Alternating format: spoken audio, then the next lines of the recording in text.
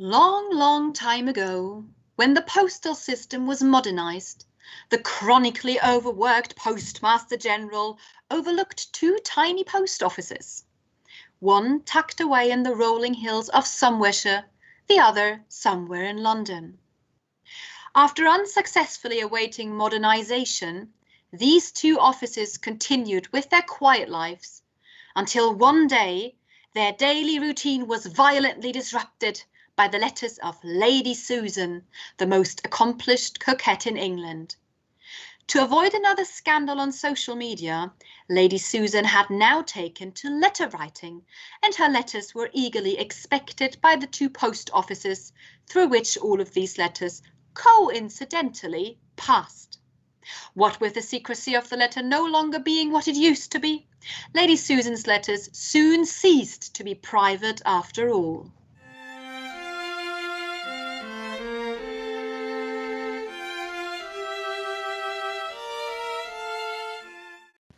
Good evening, all of you. You're all still here.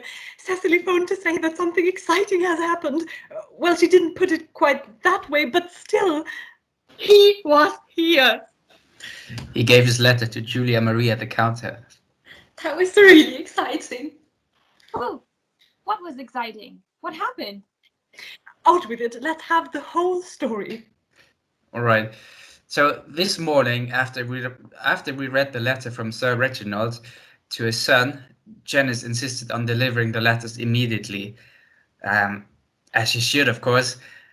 And well, And only a few hours later, he himself stormed into the post office, like all excited, and slaps his letter on the counter, demands a post stamp and all, and runs out again. So we've seen him, like, for real. Who? I mean, who was it, dear? Reginald. And Michael has the letter. Oh, goody, goody.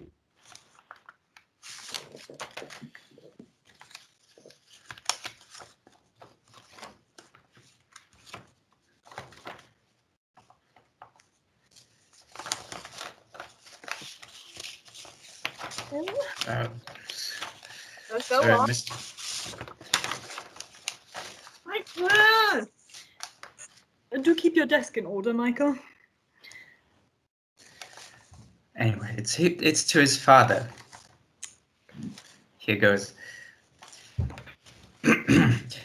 My dear sir, I have this moment received your letter, which has given me more astonishment than I ever felt before. I am to thank my sister, I suppose, for having represented me in such a light as to injure me in your opinion, and give you all this alarm. I know not why she should choose to make herself and her family uneasy by apprehending an event which no one but herself, I can affirm, would ever have thought possible. To impute such a design to Lady Susan would be taking from her every claim to that excellent understanding which her bitterest enemies have never denied her, and equally low must sink my pretensions to common sense if I am suspected of matrimonial views in my behavior to her. Hold on a second. Matrimonial abuse? No, views. Oh, shame.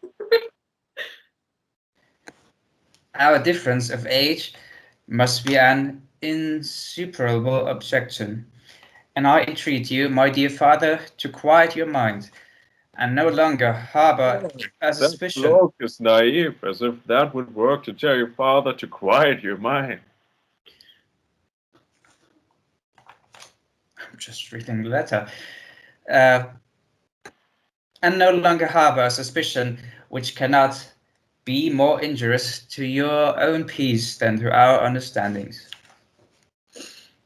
I can have no other view in remaining with Lady Susan than to enjoy for a short time, as you have yourself expressed it, the conversation of a woman of high intellectual powers. If Mrs. Vernon would allow something to my affection for herself and her husband in the length of my visit, she would do more justice to us all. But my sister is unhappily prejudiced beyond the hope of conviction against Lady Susan. Well, it's not prejudice if it's true. From an attachment to her husband, which in itself does honor to both, she cannot forgive the endeavors at preventing their union, which have been attributed to selfishness in Lady Susan.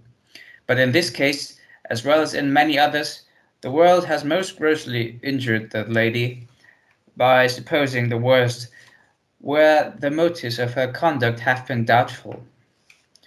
Lady Susan had heard something so materially to the disadvantage of my sister as to persuade her that the happiness of Mr. Vernon, to whom she was always much attached, would be wholly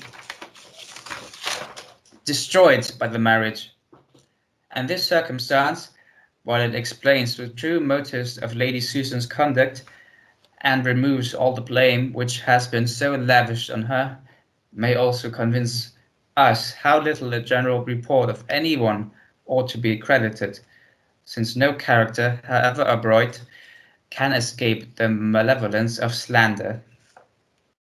If my sister, in the security of retirement, with as little opportunity as inclination to do evil, could not avoid censure, we must not rashly condemn those who, living in the world and surrounded with temptations, should be accused of errors which they are known to have the power of committing. I blame myself severely for having so easily believed the slanderous tales invented by Charles Smith to the prejudice of Lady Susan, as I am now convinced how greatly they have traduced her. As to Mrs. Mannering's jealousy, it was totally his own invention. Oh, she's got him so whipped. Yeah. And his account of her attaching Miss Mannering's lover was scarcely better founded. Sir James Martin had been drawn in by the young lady to pay her some attention, and as he is a man of fortune, it was easy to see her views extended to marriage. It is well known that Mrs. M is absolutely on the catch for a husband, and no one therefore can pity her for losing, by the superior attractions of another woman, the chance of being able to make a worthy man completely wretched.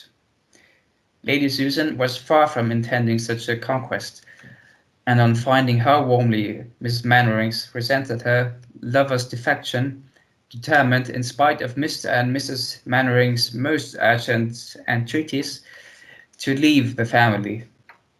I have reason to imagine she did receive serious proposals from Sir James, but her removing to Langford immediately on the discovery of his attachment must acquit her on that article with any mind of common candour.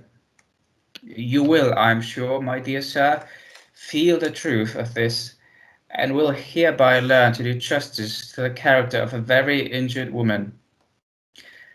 I know that Lady Susan, in coming to Churchill, was governed only by the most honourable and amiable intentions. Her prudence and economy are exemplary. Her regard for Mr. Vernon's equal even to his deserts, and her wish of obtaining my sister's good opinion merits a better return than it has received. As a mother, she is unexceptionable. Her solid affection for her child is shown by placing her in hands where her education will be properly attended to, but because she has not the blind and weak partiality of most mothers, she is accused of wanting maternal tenderness. Every person of sense, however, will know how to value and commend her well-directed affection, and will join me in wishing that Frederica Vernon may prove more worthy than she has yet done of her mother's tender care. Why is everyone so hard on Frederica? The girl has done nothing. You're absolutely right, dear, but let's get on with this, shall we? It is a rather long letter. It's almost finished. I have now, my dear father, written my real sentiments of Lady Susan. You will know from this letter how highly I admire her abilities and esteem her character. But if you are not equally convinced by my full and solemn assurance that your fears have been most idly created, you will deeply mortify and distress me. Reginald de Courcy. Well, I mean, good for him. He can't let his father talk to him like that. I absolutely agree. Reginald is old enough to be his own man. I must say that the de Courcys do interfere quite a lot with their son's life. But maybe it's for the better. Hardly. A grown man should be allowed to make his own decisions, even if they are wrong. Yeah, and so should a grown woman. Why does nobody understand that Lady Susan isn't as bad as they all say? Because she is No, just she's as bad not. as they say. She's not. But she does play with Reginald. Poor chap. Doesn't she?